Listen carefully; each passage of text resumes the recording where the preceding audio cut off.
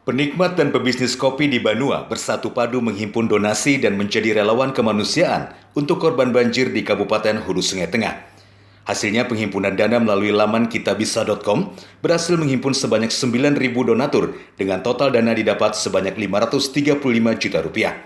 Dari dana yang terhimpun disalurkan secara bertahap di 60 lokasi banjir tersebar di Kabupaten Banjar, Tanah Laut, dan Kota Banjarmasin. Sedangkan untuk di Kabupaten Hulu Sungai Tengah, bantuan yang disalurkan lebih besar. Ada sekitar 9.000 lebih donatur, total semuanya itu sekitar 530 juta.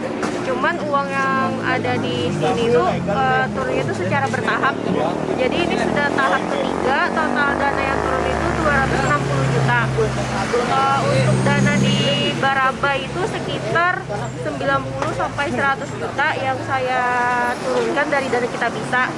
Sekitar 40% dari semua dana yang turun.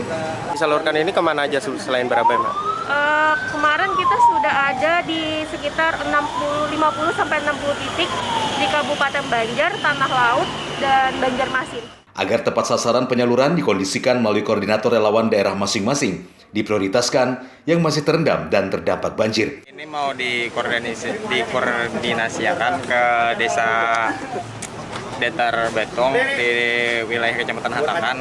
Untuk akses ke sana untuk saat ini masih pakai roda 2 aja bisanya. Soalnya masih lumpurnya masih tinggi. Soalnya habis tanahnya longsor. Jadi akses untuk ke sana untuk roda 4 bisa cuman kan harus mobil yang sejenis double kabin lah, sejenis kayak itu. Jadi untuk saat ini mungkin di stop di sana dulu di daerah Hentakannya. Untuk akses ke sananya kan kita bisa nanti kerjasama dengan relawan. Untuk terkendala yang saat ini di desa Datar Betong, soalnya kan di situ aksesnya susah, Kak. Jalan kaki harus. Iya, jalan kaki. Kalaunya pakai mobil udah bisa kan.